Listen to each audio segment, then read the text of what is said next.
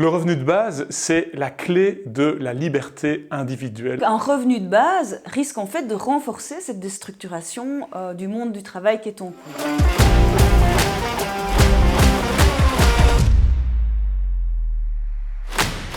Bonjour, je suis Dounia Mohamedi et je participe activement au mouvement positif Il fera beau demain. Aujourd'hui, on aborde la question très controversée du revenu universel. Faut-il, oui ou non, octroyer un revenu de base à tous les citoyens, quels que soient leurs revenus ou leurs activités? La crise sanitaire que nous traversons actuellement a permis de raviver un débat tout aussi sensible qu'important. Et si le revenu universel était la solution contre la précarité?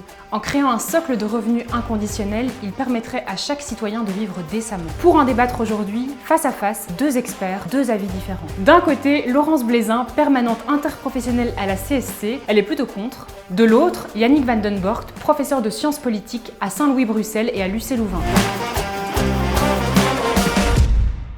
Le revenu de base, c'est la clé de la liberté individuelle de chacun et de chacune. Pourquoi? Nous vivons dans des sociétés qui sont de plus en plus pluralistes, dans lesquelles nous avons chacun et chacune nos propres projets de vie, nos propres conceptions de ce qu'est une vie réussie. Mais nous vivons aussi dans des sociétés capitalistes, c'est-à-dire des sociétés dans lesquelles nous avons besoin d'un minimum de moyens matériels pour pouvoir être réellement libre de poursuivre ces projets de vie. Et l'allocation universelle, le revenu de base, c'est précisément ça. C'est donner à chacun cette base matérielle pour la liberté individuelle.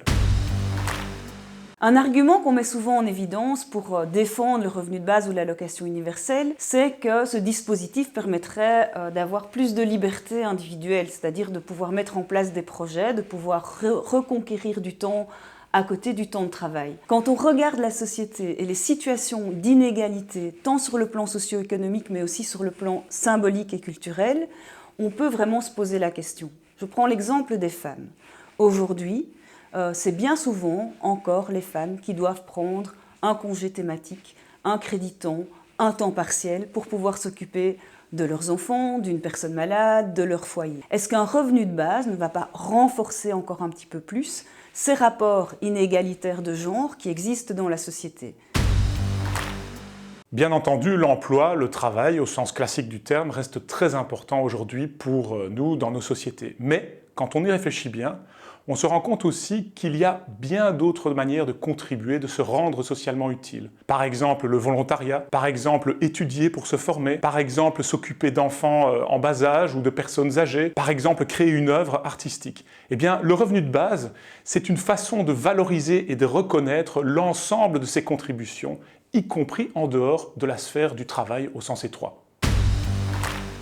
On sait bien aujourd'hui que la norme d'emploi typique, donc le contrat à temps plein et le contrat à durée indéterminée qui était assorti de droits et de protection pour le travailleur, est une norme qui s'effrite terriblement. Il y a une précarisation des statuts de travail. Il y a aussi une flexibilisation du marché du travail avec beaucoup de discontinuité dans les carrières. Et donc un revenu de base risque en fait de renforcer cette déstructuration du monde du travail qui est en cours. Pourquoi? Parce que si on a un revenu de base, un revenu socle par exemple de 500 € par mois, on aura forcément besoin encore de travailler, mais on sera beaucoup plus susceptible d'accepter un contrat à temps partiel, un contrat plus précaire, puisqu'on aura déjà ce socle. D'un point de vue syndical, on estime que la mise en place d'un revenu de base va vraiment déforcer la question de la négociation collective et que c'est pourtant très important aujourd'hui de lutter en fait contre la déstructuration du droit du travail, de le renforcer et de renforcer la protection des travailleurs.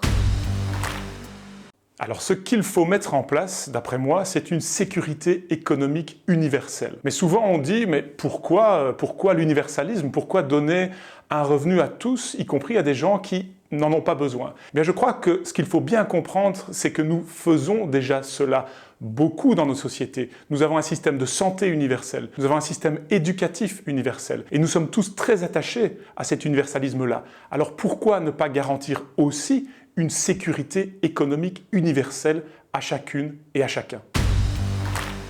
Si le but c'est de lutter contre la pauvreté, voire lutter contre les inégalités, il me semble que c'est une mesure qui n'est pas adéquate et qui ne sera pas efficace. Si on prend un revenu universel qui équivaudrait au seuil de pauvreté et qui serait donné à chaque Belge de plus de 18 ans, on atteint un montant de 120 milliards d'euros. 120 milliards d'euros, ce n'est pas rien. Actuellement, les dépenses en sécurité sociale sont de 30 milliards d'euros. Il me semble qu'avec ces 120 milliards d'euros, il y a lieu de mettre en place des mesures ciblées sur des publics spécifiques qui aujourd'hui ne sont pas couverts correctement par la protection sociale telle qu'elle fonctionne en Belgique. Les jeunes, les familles monoparentales dont une grande partie sont des femmes, certains pensionnés dont les revenus ne sont pas du tout suffisants pour vivre, les malades, les personnes en situation de handicap, et puis les sans-papiers, les migrants, etc.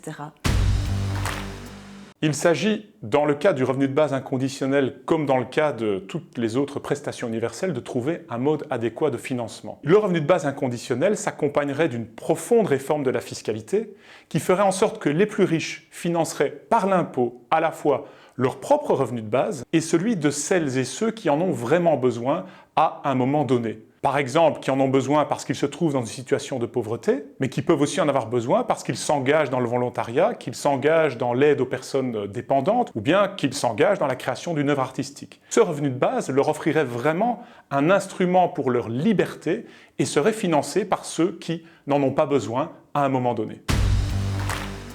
Quand on parle de public précaire, il faut quand même se rendre compte qu'un transfert monétaire n'est pas suffisant. Il y a toute une série de situations qui demandent autre chose que simplement une augmentation des revenus. Même si bien sûr l'augmentation des revenus est importante. L'important aussi, avec des montants tels que celui qu'on voudrait allouer au revenu de base, c'est de pouvoir refinancer des services publics et collectifs, donner accès à des biens de base, mais aussi à des services comme la santé, des biens comme le logement, une alimentation de qualité, renforcer les mesures pour que l'éducation puisse être accessible à tous. Et enfin, il me semble qu'il y a vraiment lieu de refinancer des services d'accompagnement. Quand on parle aujourd'hui avec les assistants sociaux, on se rend compte des conditions vraiment difficiles dans lesquelles ils doivent pouvoir agir.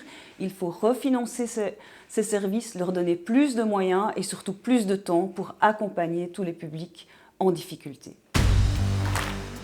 Alors pourquoi un revenu de base inconditionnel versé à tous plutôt qu'un revenu minimum comme le revenu d'intégration sociale qui est versé aux seules personnes pauvres? Eh bien parce que le revenu minimum, l'assistance sociale, pose toute une série de problèmes. D'abord, il faut identifier et contrôler les pauvres, par exemple pour vérifier s'ils sont isolés ou cohabitants. Il faut également que les plus défavorisés s'y retrouvent dans des procédures qui sont parfois extrêmement complexes. L'avantage énorme d'un revenu de base, c'est qu'il est payé automatiquement à toutes et à tous et qu'on est donc sûr de toucher ceux qui en ont vraiment besoin.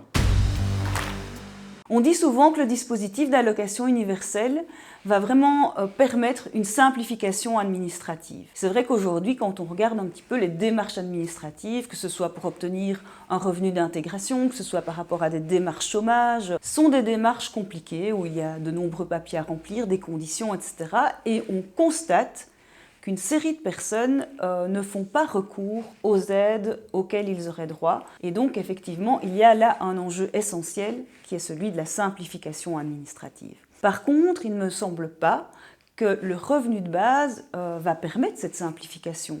Imaginons donc qu'on ait un revenu, disons de 500 € par mois. Les personnes vont évidemment devoir trouver des revenus complémentaires, que ce soit par le travail ou via d'autres aides ou assurances sociales. Et dès lors, on peut imaginer que l'hyperconditionnalité de ces aides supplémentaires sera au contraire renforcée. Comme vous l'avez entendu, difficile de trancher, mais cette fois-ci, c'est à vous d'arbitrer. Rendez-vous sur la plateforme ilferabeaudemain.team pour donner vos arguments. Vous pouvez également nous rejoindre pour en discuter lors du prochain atelier citoyen en ligne qui aura lieu le 15 décembre prochain à 19 h. D'ici là, portez-vous bien.